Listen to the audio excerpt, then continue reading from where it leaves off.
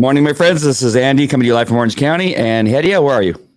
I am in my car. Sorry, my house is filled with activity. So I am filming from the car. Very good. I love that pink on you. Thank you. It's I my think you happy need color. you look all comfy cozy. Yes, my Angora sweater. All right. Before we get into the devotional, I just want, for those of you that may be seeing this and for the first time, seeing us for the first time, is go to patriotcoms.org and put in your email address and your name and a password. And we will let you know where we're going to be in the near future if things go awry and we're taking off all these platforms and we have to go somewhere else. But make sure that we know who you are by going there. And that way you can keep up to date as to what's going on with us. I'll go ahead and take that down. And we're reading from My Utmost for His Highest by Oswald Chambers. It's the devotional we read nearly every day. We don't often do it on Sunday. We should figure out how we're going to do that on Sunday, but it's right smack in the middle of when we go to church. How are we going to do that? Wake up early? Maybe. I don't know. That's actually pretty early. When we go to church at 9:30, we have to wake up at like before 6 to get the mongrels ready, to get ourselves ready, and to get ourselves out the door. So we'll have to figure out something about Sunday. All right. So let's go ahead and bring up today's devotional. Oops, I didn't change my background. Oh, I hate it when I do that. Hold on, I got to change the background. There we go. That looks better. All right.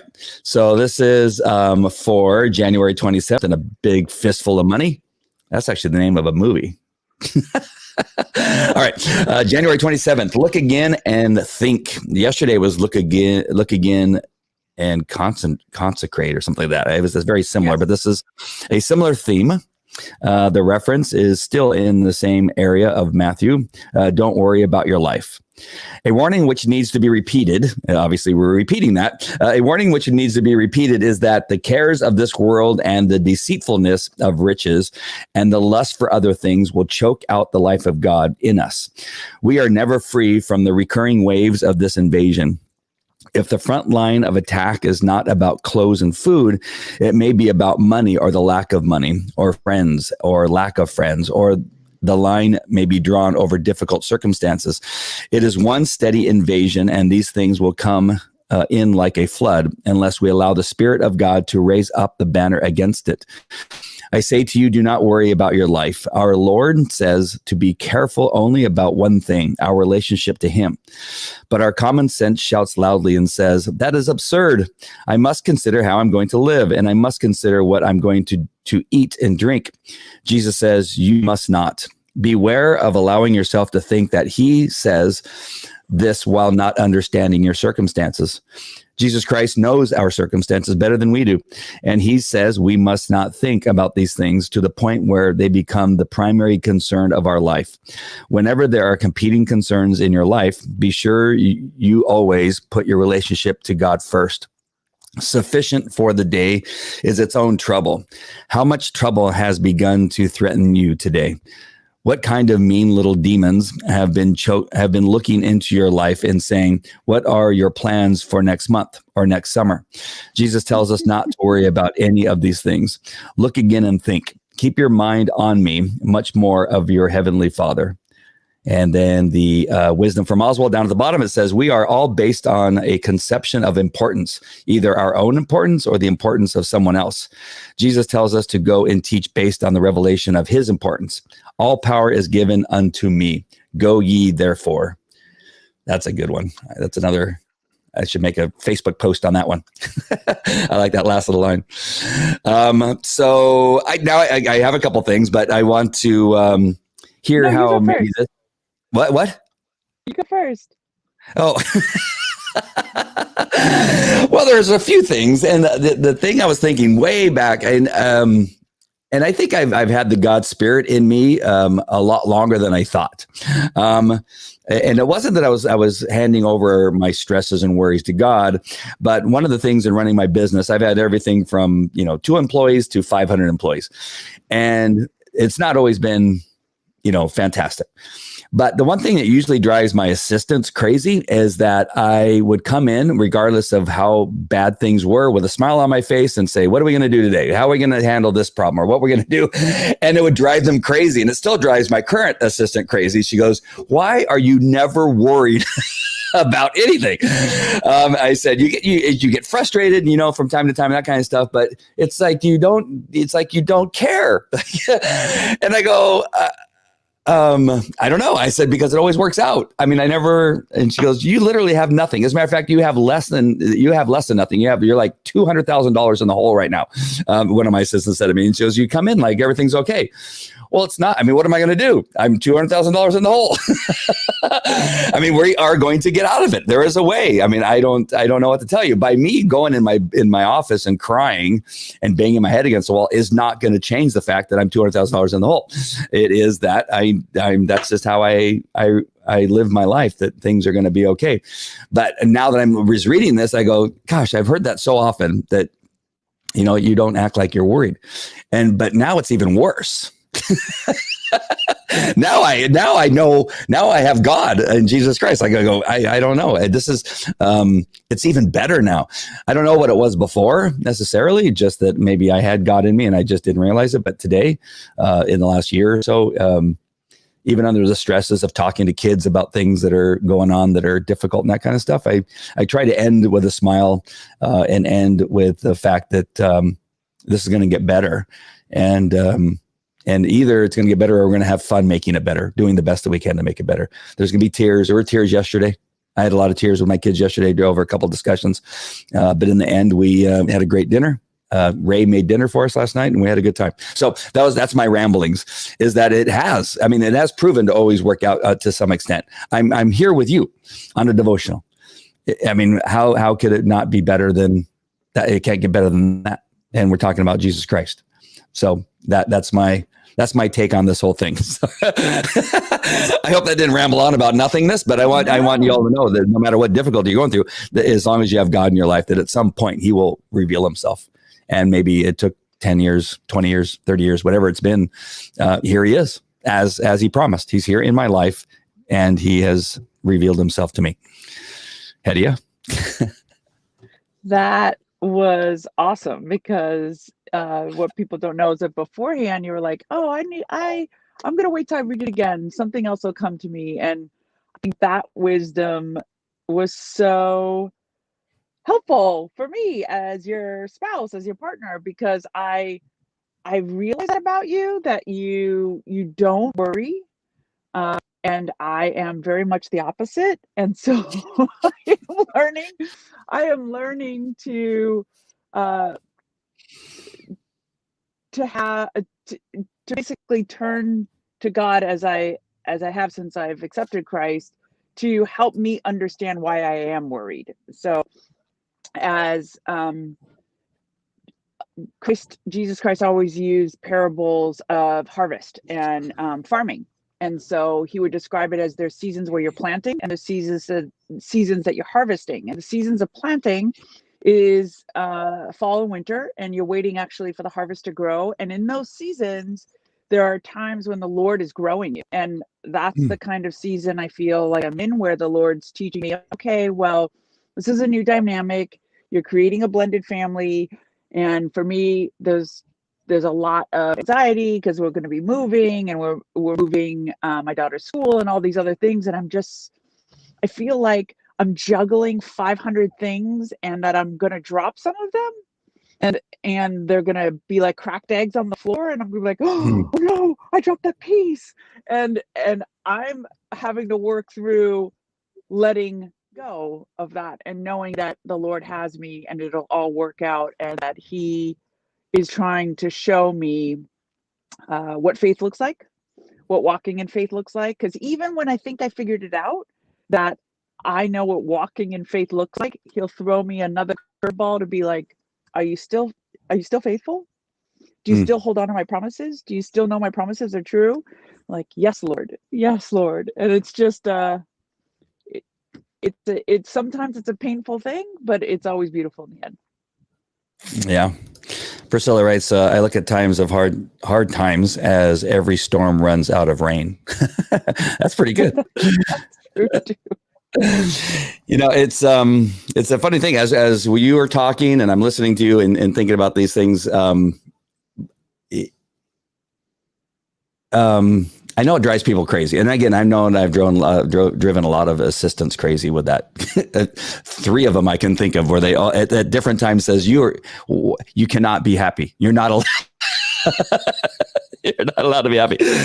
And I remember when things were really bad. I mean, I was going to an event, and I brought this up before, and I'm sorry, but I had to go to an event to try to figure out how I'm going to market myself differently because I needed to figure something out. And at a future friend, I didn't know he was going to be a future friend at the time, but he was a guy that I was talking to on the phone about this event. And he says, I'll get you a free ticket if you can get yourself to this 3-day event. I go, I can't afford gas. I can't afford a hotel. But I'm telling you, I had the best time. At night, I had to sleep in my truck, in the back seat of my truck. And I used my coat as a blanket and I think a sweater or something like that for a pillow. And then I'd get up and I'd go to the restroom inside the Marriott there in San Diego and basically take a shower in the sink. And then I would go to the event. And this is after I've been a cop. This is after I've owned 2 houses. This is after I owned a convertible BMW and 2 trucks and a trailer for camping and a whole bunch of stuff. And I lived in Huntington Beach on the ocean, right? And so this isn't like this is how I grew up. It's not like I was Jesus Christ who'd never had money, that was always homeless, right? For the most part, it wasn't like that. I'm not telling you. Now suddenly I had nothing, and I had a sign hanging on my door of foreclosure. And but I remember going to the meet and greets and smiling, and nobody knew that I was sleeping in my truck at night until I mentioned to somebody. I said, anybody have a couch? Like just because my back was starting to hurt from sleeping in my truck. And then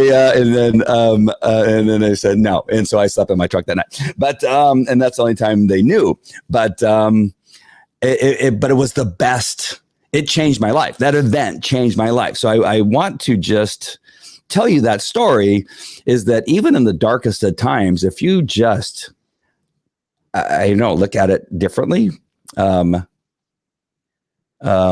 choose to look at it differently. Like this is starting fresh. I'm starting, like, I even thought if I do lose the house, I'm going to be going into a new home with new ideas and new freshness. And it'll be a whole new life. And so there was even that pot. Okay, if I do lose the home, we're going to figure out a way.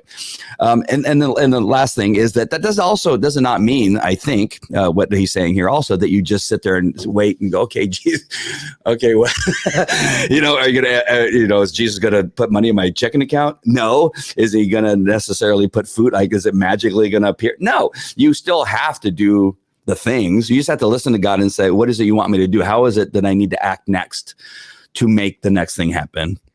So that you still have to do that too. And I know that that's probably needless to say to the people that are watching, but all I did was just say, what do I have to do? What's next for me? And so I hope that the 2 things kind of made sense there, is that, the audience has probably heard me say, several times that me and you remind me of, Pastor Mark and Grace. The roles are reversed, where Pastor Mark constantly talking about how he's a big planner. And Grace is just Grace. Like, she just says, God's gonna work it out. God's always gonna work it out, and God always does work it out. So you and I are very much that way, where I am the planner. I need a plan. You're Mark and I'm Grace. Yes.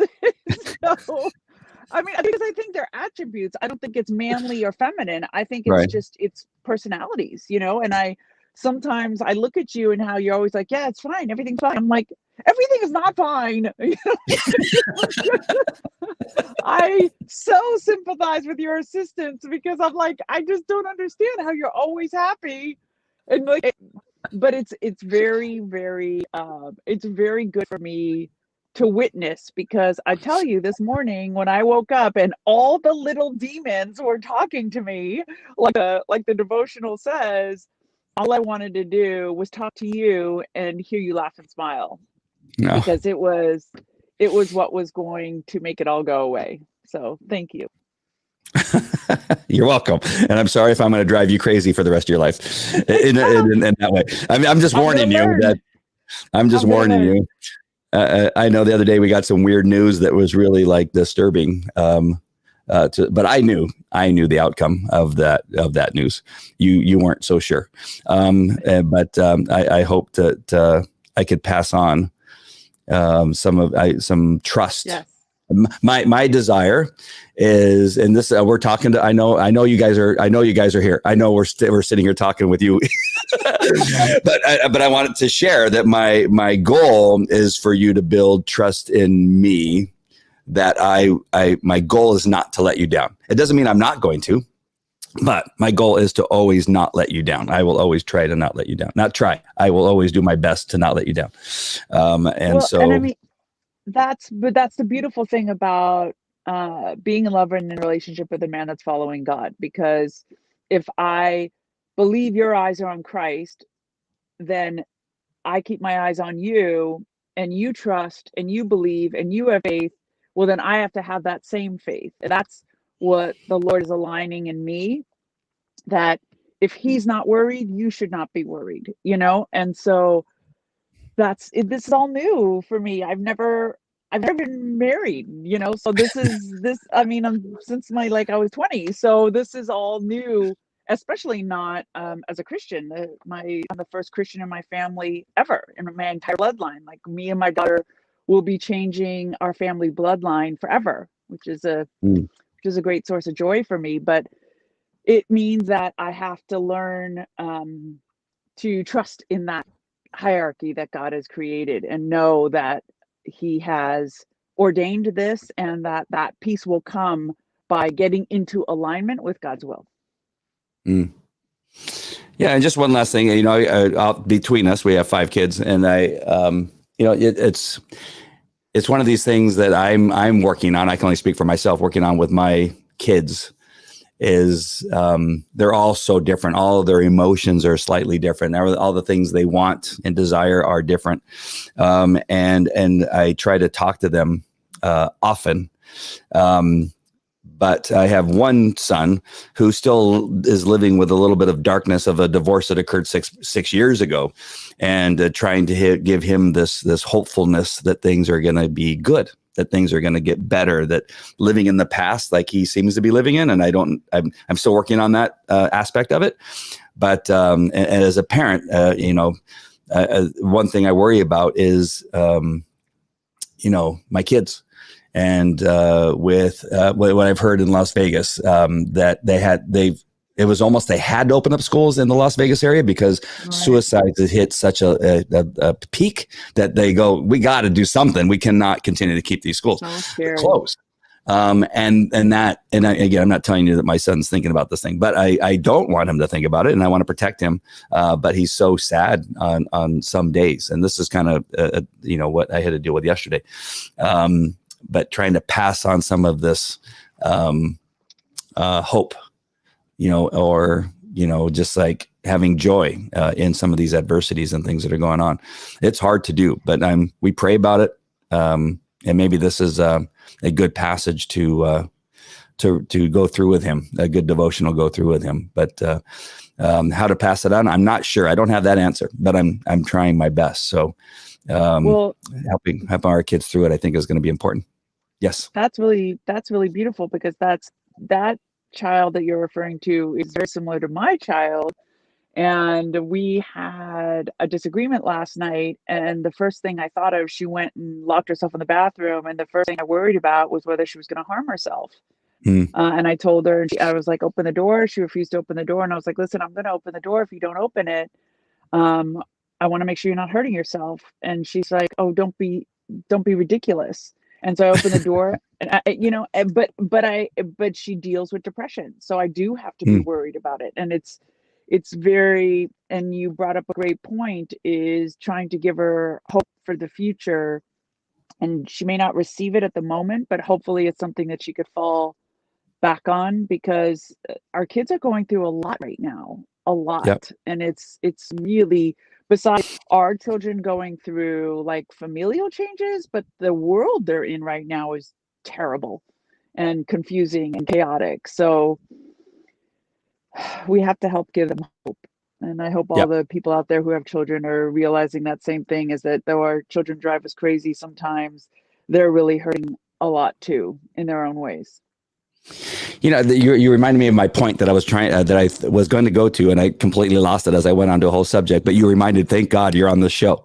But in our joyfulness, we can't leave the kids behind or the people behind that are important in our life in the dust. Because I think that can happen, right? We can go, oh, everything's going to be okay. Everything's fine. And we're moving forward. And yet we have a trailer, like you have the little duckling, the black duckling that's in the back, like going, I can't keep up. I'm so sad, and gets eaten by the lion or the coyote. And so that was where I was going to go, is that in our eagerness to be joyful in our adversities, we have some people in our life that are struggling with those adversities and need to remember to bring them up, and we can't leave them behind, and help them and push them along before we push them out of the net, get them to kind of dry their wings off. I don't know why I'm using all these analogies today. I'm suddenly becoming Parables. All the parables.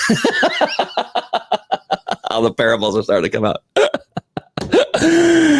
Because I think about that's a great point. But that's a great point. That I love that we just, because you and I can kind of be that way, where we're just kind of like, wow, life is really awesome. What's wrong with you? Yeah. Like looking at the kids, like, smile. I mean, they're like, hello, we're not in the mood to smile right now. Like, you guys are nauseating.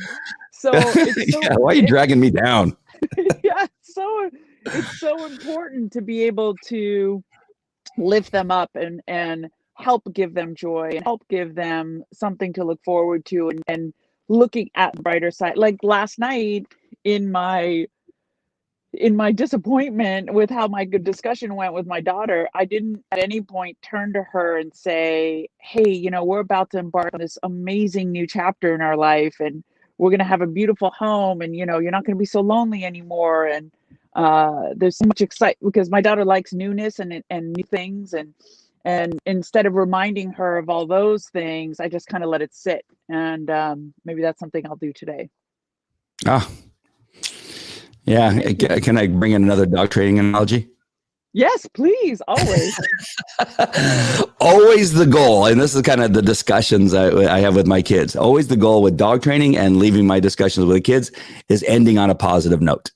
Trying to find that way, that not the slam door, not the running out of the house, or maybe locking yourself into the bathroom, is that at some point the kids will say, can I go now? No, we are not leaving. Like, that's actually what's happening yesterday. My son was like going, can I go? Can I go now? Putting his head putting his hat over his head like this and going, oh.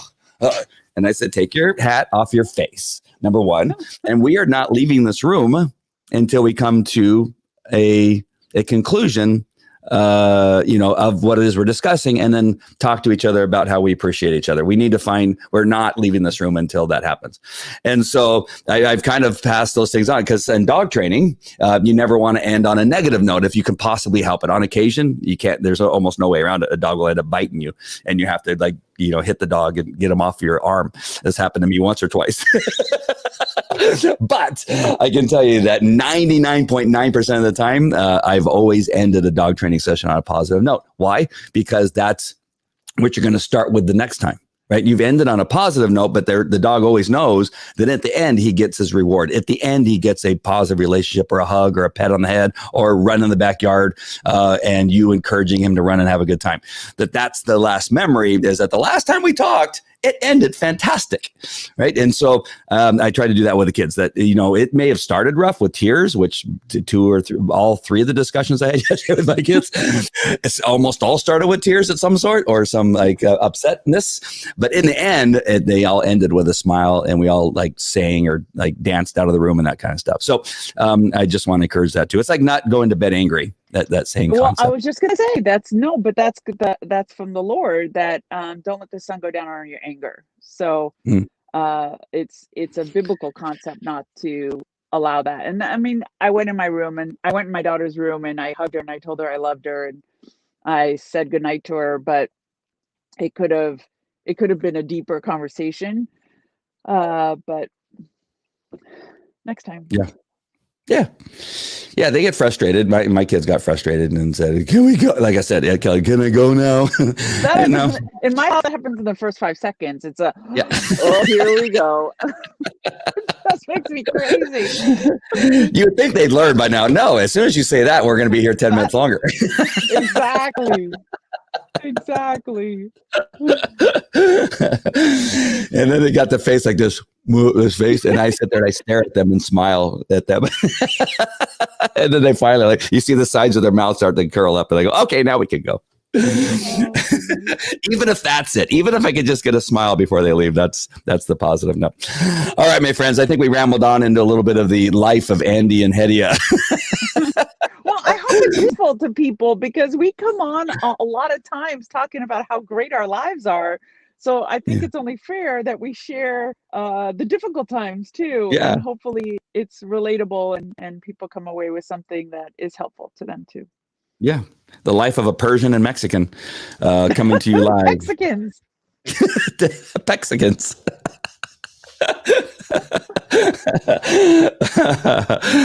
Oh my gosh. All right, my friends. Anything else, Hedia, before we sign off with your signature line?